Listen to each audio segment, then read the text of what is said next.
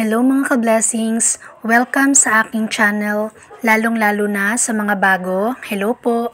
Sa video ko ngayon mga ka-blessings ay isi-share ko lang sa inyo kung paano at saan nyo makikita yung tamang bilang ng inyong subscribers at watch hours. So merong dalawang paraan para makita nyo yung bilang, yung number ng inyong subscribers at saka watch hours. Yung una, pwede nyong tingnan sa YouTube Studio application at yung pangalawa, pwede nyong tingnan sa website ng YouTube or YouTube Studio.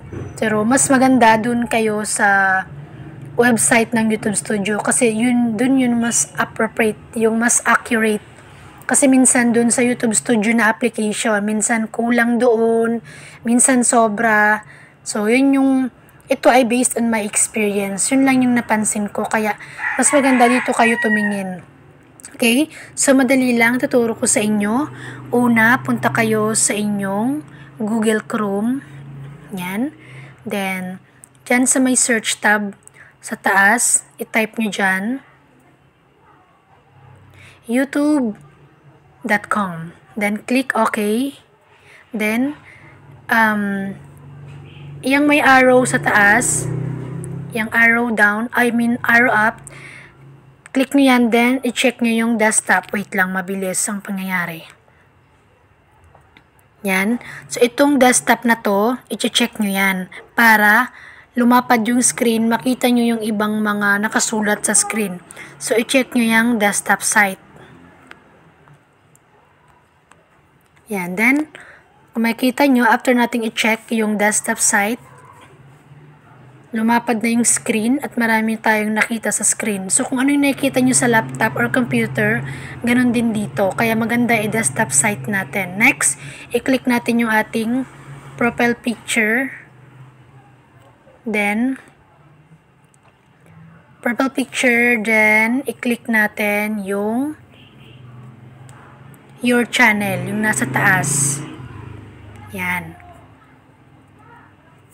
Then, click natin itong customize channel. Then, huwag muna nating papakialaman. Yan, madirect tayo dito sa website ng YouTube. Next, nag-click natin ay yung dollar sign. Ayan sa gilid. Yung dollar sign na yan. Yung letter S, dollar sign. Click nyo yan. Then, ayan, dyan yun na, after nyo i-click yan, dito nyo na makikita, ayan na, dito nyo na makikita yung tunay na bilang na number ng inyong subscribers at watch hours. Tulad nito, yung subscribers ko ay 2,691 na, then, yung watch hours ko naman ay 4,318. And then, malalaman nyo naman mga ka-blessings kung na-reach nyo na yung requirements ni YouTube kasi andito sobra-sobra na yung mga required nila, then naka-highlight na itong apply now. Then make sure na lahat itong apat na ito naka-check bago nyo i-click itong apply now para hindi kayo magkaroon ng problema. Kasi kung yung isa dyan naka-X pa, halimbawa itong 2-step verification naka-X pa siya, i-click nyo lang yan, ayusin nyo muna. Kapag check na yan na apat na yan, saka nyo na i-click yung apply now. Yan. So, ganun lang mga ka-blessings yung gagawin nyo kapag titingnan nyo yung numbers, total numbers ng inyong subscribers and watch hours para mas accurate, dito nyo tingnan sa website ng YouTube at saka yung YouTube Studio. So, sana after nyo ito mapanood ay nagkaroon kayo ng idea tungkol dito. At kung meron kayong mga katanungan, ay comment nyo na lang sa baba.